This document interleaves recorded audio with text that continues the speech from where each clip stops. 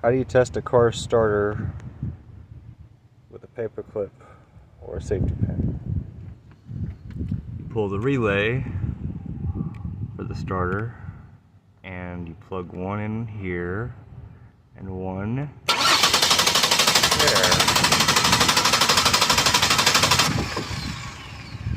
Well, so you know the starter is good thanks to this baby pin. Figure it out.